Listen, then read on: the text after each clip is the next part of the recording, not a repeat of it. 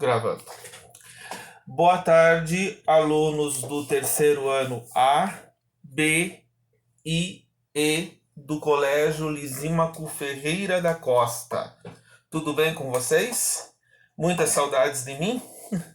Muito bom. Então tá. Hoje nós vamos fazer uma aula de revisão de todo o conteúdo que eu vi com vocês enquanto nós não estávamos na pandemia, tá? Que eu comecei a falar sobre ciência, foi poucas aulas, né? Porque nós tivemos uma retomada de conteúdo do ano passado ainda, que durou muito tempo, né? E então eu vou fazer essa aula falando sobre a introdução da ciência, tá? Sobre alguns conceitos científicos que vocês estudaram comigo, além da prova, tá? Então vocês vão ter uma prova que vai estar postada no Google Classroom, tá? Que vai ter o valor 7, e nessa prova vocês vão fazer e me entregar postando ela depois, tá bom? Até o dia 28 eu quero essa prova postada, porque nós temos que terminar o trimestre até dia 29, tá? Nesse final de semana eu farei as atividades de recuperação e a prova de recuperação, que vou postar elas segunda-feira, para vocês me entregar até o dia 29. Então, até sexta-feira da semana que vem, nós temos que fechar tudo, tá? Tanto a questão de notas, quanto a questão de presenças, tá? Porque nós temos que começar o segundo trimestre. Sei que é difícil para alguns que não estão conseguindo ter acesso, mas eu peço encarecidamente às pessoas ou os alunos que não acessaram as atividades e que ainda não mandaram nenhuma, por favor, se agilizem. Peçam ajuda para quem realmente sabe, tá? Porque eu preciso, tá? Eu preciso terminar essas aulas, entendeu?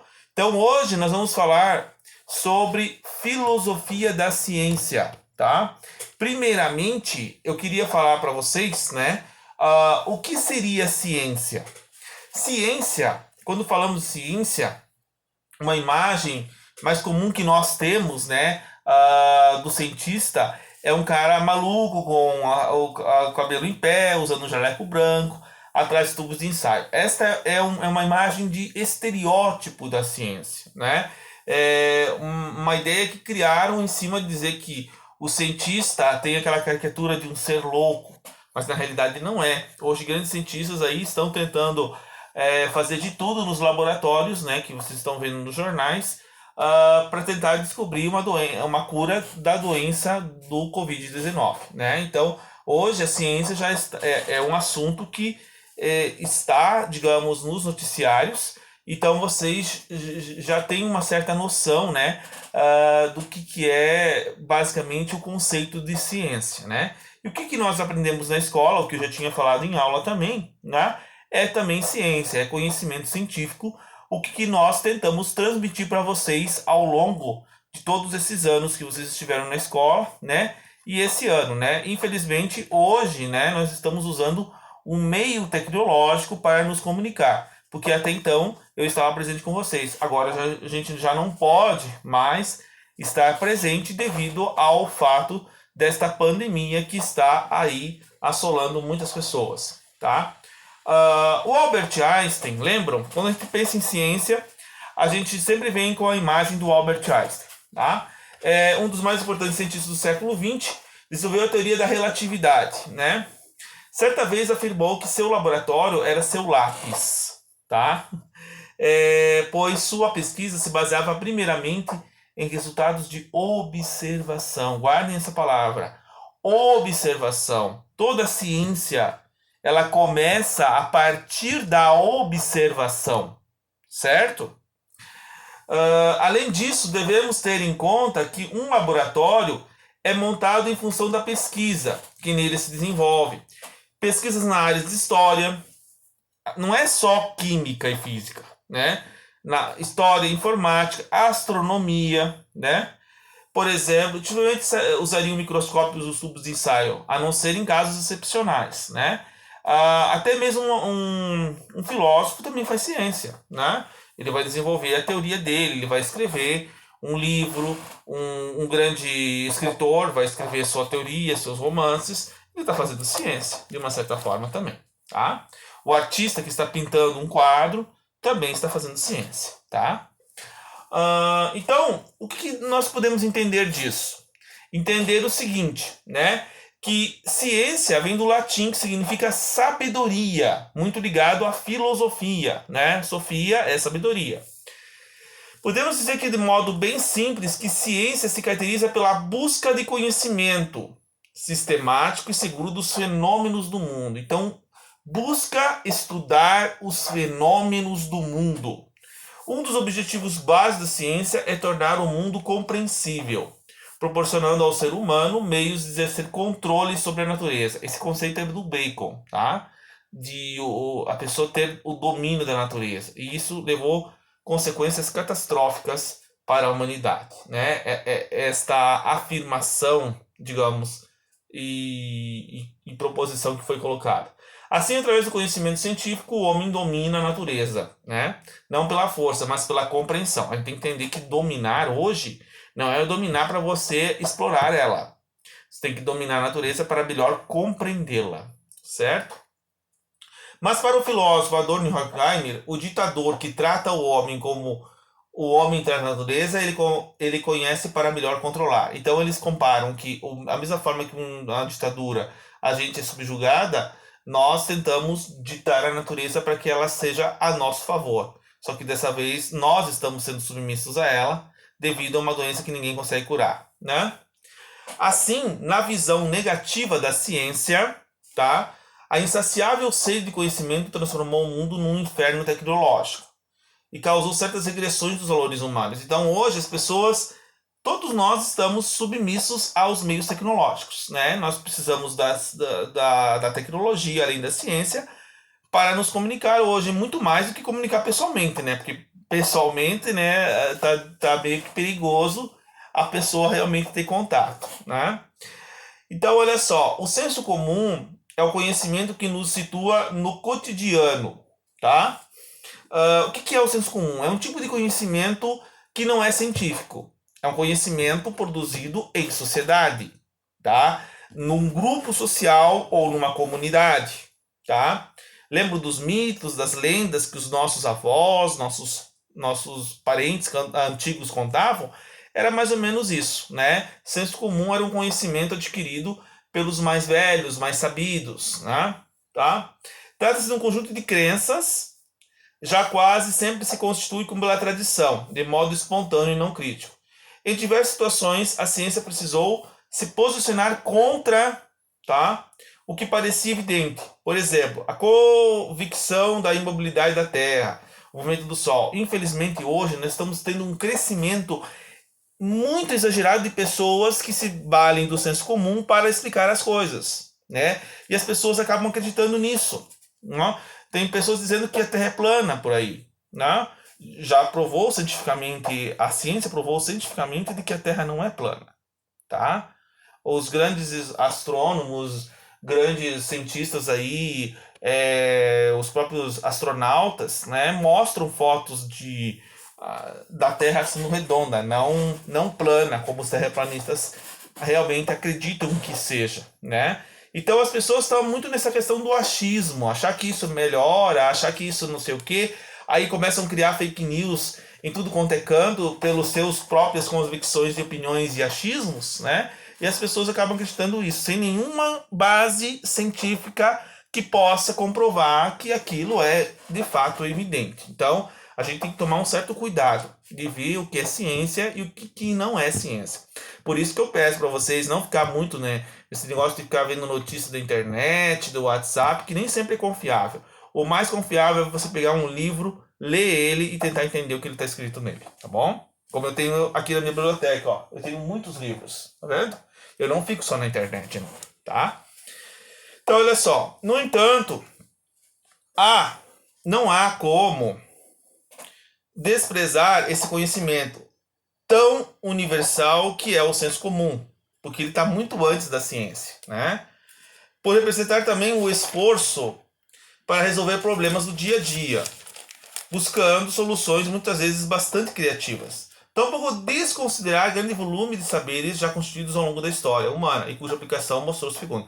Tem muitas pessoas que nunca foram à escola, que nunca tiveram conhecimento científico, mas eles são muitas vezes mais sábios em certas coisas que a maioria que tem uma profissão ou uma formação, né? Principalmente os mais antigos, né? Tem um conhecimento de uma certa situação, mas, por exemplo, vou dar um exemplo de um engenheiro agrônomo. O cara sabe tudo sobre terra, mas o colono lá da roça, ele sabe muito mais que o engenheiro agrônomo em certas coisas, né? Porque a vivência dele é muito mais tempo do que uma pessoa que estudou 2, 3 anos. O cara viveu uma vida inteira, então ele tem muito mais conhecimento do que propriamente uma pessoa que sai para estudar, né? De fato, antes de a física ser incorporada ao método científico, inaugurou-se no século XVII, diversos povos já sabiam como flutuar embarcações, construir palácios, aquedutos, sistemas de irrigação. Antes de nascer a biologia como ciência, os médicos dedicavam inúmeras doenças e seu tratamento. Ou seja, tá? As pessoas dizem, porque a ciência só começou no século XVII, XVIII, ou no século XVI lá com Galileu. Não, não é isso não. Nós vamos ver aqui também, que eu já expliquei para vocês também, como é que as pessoas explicam a construção das pirâmides do Egito, por exemplo, os grandes aquedutos, os sistemas de irrigação, as grandes civilizações antigas. Eles tinham conhecimento científico antes, né? E que foi perdido esse conhecimento. Por isso que as pessoas não conseguem achar mais esse conhecimento perdido dessas civilizações antigas, né? Eles tinham conhecimento porque eles eram seres racionais, como nós somos. Temos razão, temos pensamento, temos conhecimento, temos sabedoria.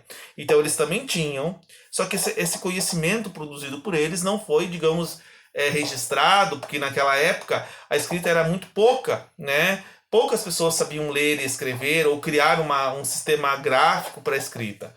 Por isso que muita coisa se perdeu. Mas eles tinham conhecimento de arquitetura, né, muito mais avançado do que nós temos hoje, né?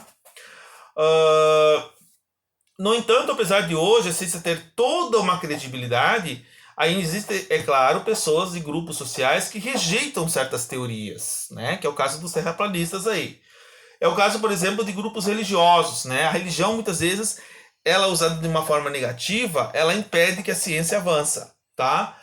É o caso, por exemplo, de grupos religiosos inspirados pela Bíblia que não aceitaram, no século XIX, a teoria da evolução das espécies publicadas pelo cientista e botânico natural Charles Darwin, tá?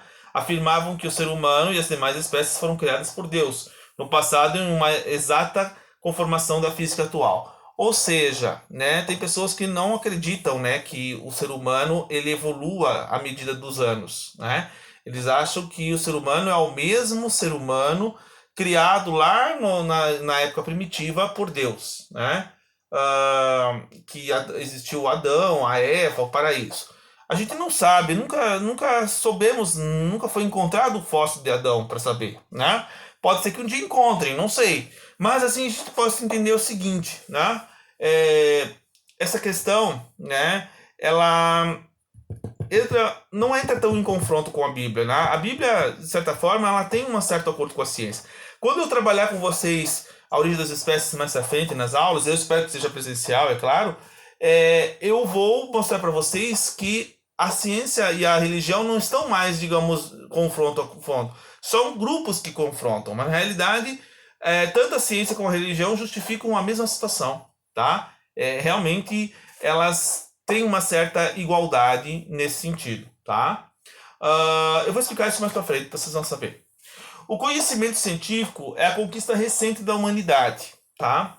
Datado cerca de 400 anos na antiguidade grega, ciência e filosofia acharam-se vinculadas e se separaram apenas no século XVII, com a Revolução Científica de Galileu. Foi em 17, não 16, tá?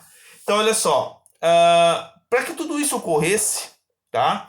O que nós tínhamos antes? Nós tínhamos a ciência do método dedutivo de Aristóteles. Lembra que eu falei para vocês que nós tínhamos dois tipos de método? O método dedutivo de Aristóteles e o método indutivo de Francis Bacon.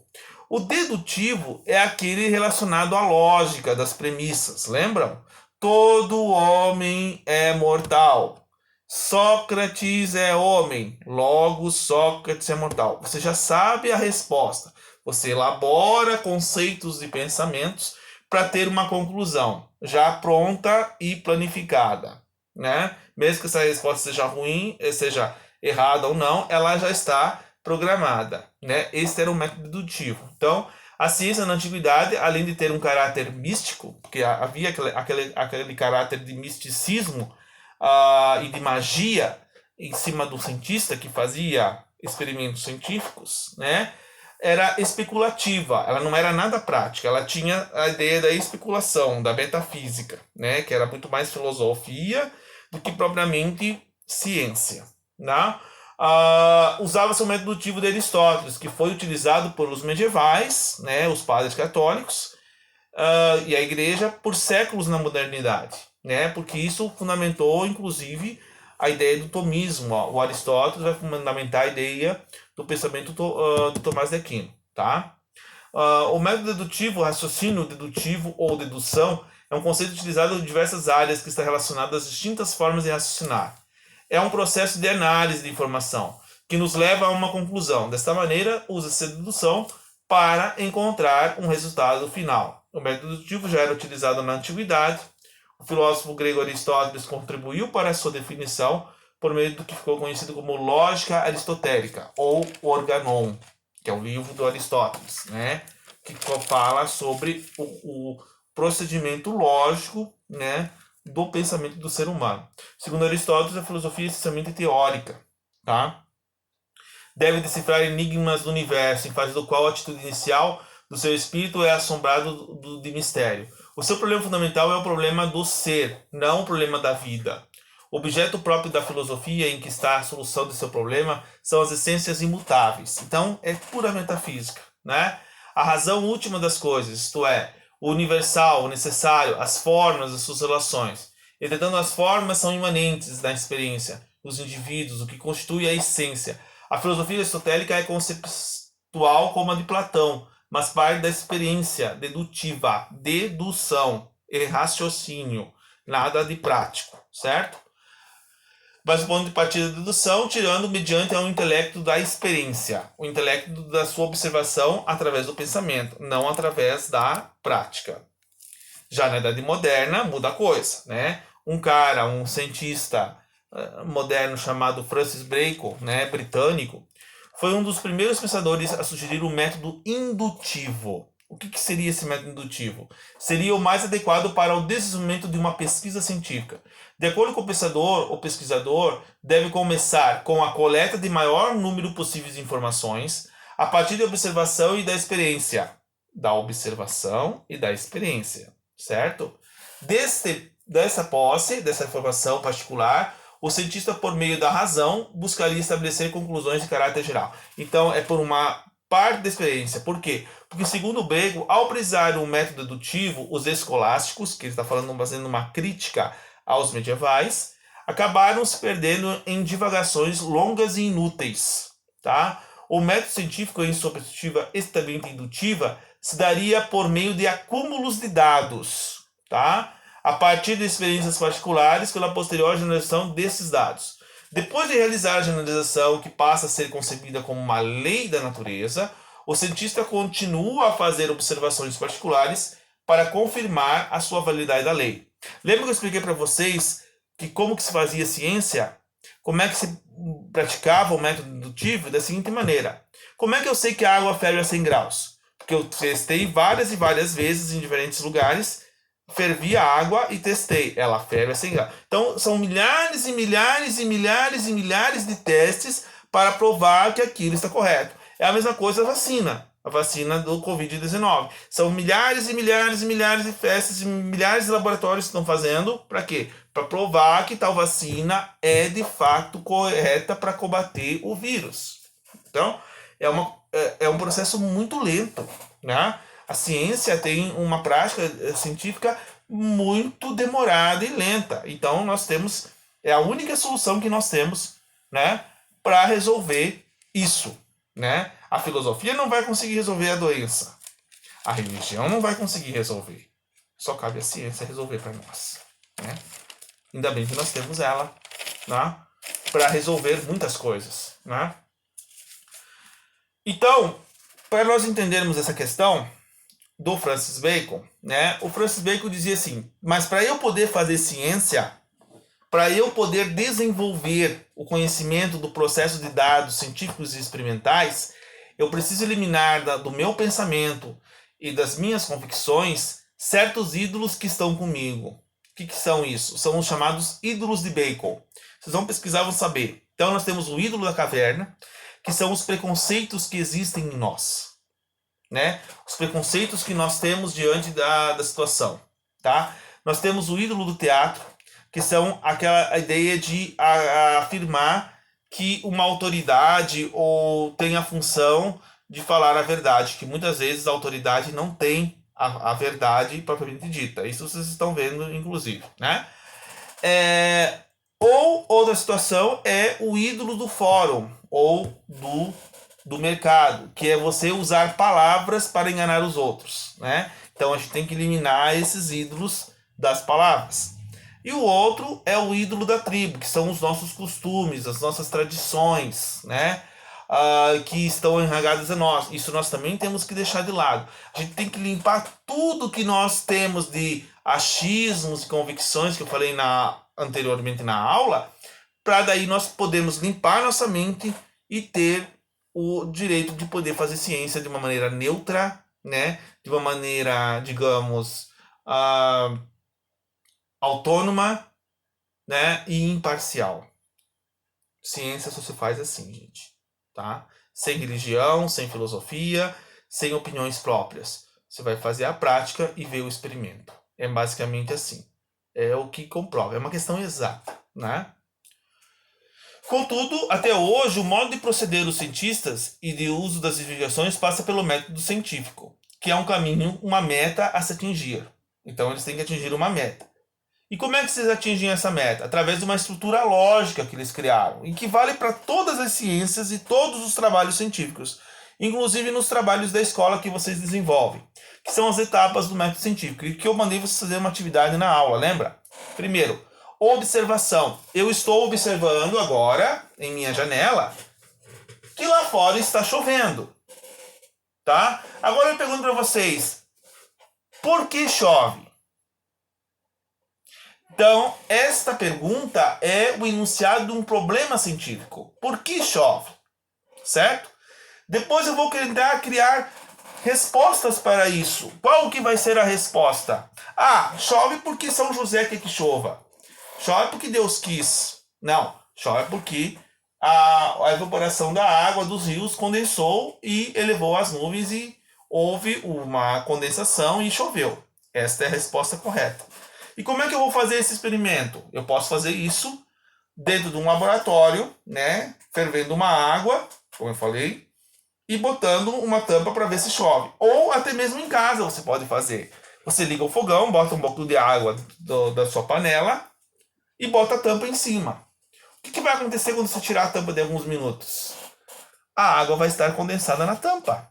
É basicamente isso, é a nuvem. Se você desligar, digamos, a chama do fogão, o que vai acontecer com a água? Ela vai cair. Ela vai cair tudo de volta na panela. Por quê? Porque é como se fosse a chuva, né? A tampa da panela é o céu. Então se conclui que a chuva, de certa forma, é a condensação de gotículas de água da atmosfera que vai, condensa na nuvem e chove, né? Então, essas foram explicações e testes científicos que o ser humano chegou a compreender como que se fazia ciência, né? Então, o conhecimento precisa ser neutro, como eu falei, além de imparcial e autônomo, a fim de garantir a racionalidade, a objetividade nas observações e nas pesquisas. No entanto, sobre outros aspectos, a neutralidade científica pode tornar-se uma ilusão. Não se trata de incoerência, mas do reconhecimento de que o poder da ciência e da tecnologia é ambíguo, já que pode estar a serviço do conjunto da humanidade, ou restrito apenas à parte dela. Portanto, toda atividade técnica e científica deve indagar quais são os fins que orientam os meios utilizados, o que exige reflexões de caráter moral e político. Então a ciência ela tem que fazer para favorecer a humanidade, não para destruí-la. Só que hoje as pessoas criam vacinas, criam remédios para ganhar dinheiro em cima das outras pessoas, né? Isso que é errado a vacina, né? eu muitas vezes fui contra a vacina pelo fato dessa questão de ganhar dinheiro em cima disso, né? Mas hoje eu vejo que ela é necessária devido à questão das pragas que nós estamos tendo, né? ela, ela é um mal necessário, mas ao mesmo tempo existem questões ruins, né? Pessoas que se utilizam das doenças dos outros para ganhar dinheiro. Isso é uma coisa horrível, né? E sabemos que realmente existe, tá? Então, dentro da questão da ciência, tá? Nós temos também a ciência antiga, que foi a atividade que eu passei na aula passada para vocês, né? Em que eu falei que as civilizações antigas do Egito e da China já conheciam diversas propriedades geométricas, né? Mas sempre visando a aplicação da prática. Foram os gregos pré-socráticos, lá Tales de Mileto, Pitágoras, que desenvolveram a física, a astronomia, a descoberta dos números. Então, a geometria, a matemática, ela estava muito vinculada à ciência antiga, né? Então, os antigos eles tinham essa convicção de que a geometria, a formação das pirâmides, as questões ali, tudo isso envolvia ciência, tá? E nós tivemos também um grande contribuidor nesta época, que foi o chamado Hipócrates de Cos, que foi um médico, tá? Que tratou algumas doenças que já existiam, né? Descobriu uma ciência, e dele que veio o chamado juramento da medicina, que fala que para se você fazer medicina, você tem que ter um caráter ético e moral para exercer sobre o paciente. Essa foi a atividade que eu passei na aula para vocês na aula passada, né? Como é que tinha que proceder, como é que o médico tem que proceder com o paciente, tem que ter um caráter ético, tem que ter todo um envolvimento de saúde, porque nós estamos passando por uma situação como essa. Por isso que eu pedi para vocês desenvolver aquela atividade, basicamente, porque caberia a uma situação atual, né? E dentro dessa concepção da ciência, eu termino com Platão, né? O nosso grande velho Platão, que fala que todo cientista, todo filósofo, só pode ser filósofo se ele for geômetra. Ou seja, como eu falei, né? A verdade científica para ele está no mundo das ideias. E o mundo das ideias nada mais é do que as formas geométricas, né? Que havia aquele demiurgo, que era aquele deus artesão, que contemplava as ideias do mundo das ideias e fazia a matéria, né, no mundo material. Ou seja, haveria essa concepção da figura geométrica, né, de você modelar, como eu tinha comentado na aula passada, né, de que você tem a planta de um prédio. A planta, ela está perfeita ali, feita pelo engenheiro. Agora, quando se constrói o prédio, sempre vai ter uma parede torta, uma porta torta, ou seja, nada é 100% perfeito. Agora, o cálculo geométrico, esse sim é perfeito. Esse está no mundo das ideias, né? Então, pessoal, por hoje é só, tá? Eu agradeço a todos que estão assistindo essa aula, né? Estudem, certo? Façam a prova, que final de semana eu vou elaborar a prova de recuperação e o trabalho de recuperação, e nós vamos tentar encerrar tudo no final da semana que vem, tá? Porque eu preciso da presença e da nota de vocês. E aqueles alunos que ainda não tiveram acesso à internet, eu peço ajuda para os colegas. Vocês não se comunicam pelo WhatsApp? Vocês não têm rede de amigos? Por que vocês não se ajudam em questão de fazer aula também, né? Não é de ficar fazendo só bobeirinha, ficar escrevendo só bobagem na internet, não. É para usar a internet para estudar também. A aula tá tendo, tá? E eu acredito que não só eu que estou me esforçando para dar para essa aula para vocês, mas os meus colegas também estão se esforçando, tá? Então é para assistir tanto a minha aula como as aulas de matemática, português, física, do que for, tá? Por favor. Um grande abraço, tá? Depois desse puxão de orelha, certo? Se cuidem, tá? Usem máscaras e evitem ir em lugares onde tem muitas pessoas. Até mais, pessoal. Saudades!